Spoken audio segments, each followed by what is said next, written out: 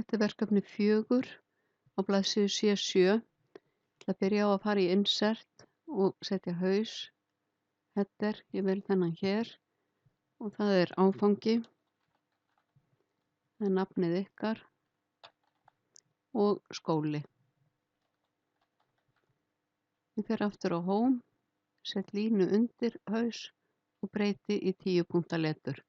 Það er engin fótur í þessu verkefni, við ætlum að setja neðanmálsgreinar og tvísmelli ég hér. Ég set fyrirsögnina í blokk og ég ætla að miðja hana, smelli ég bara hér á miðjuna.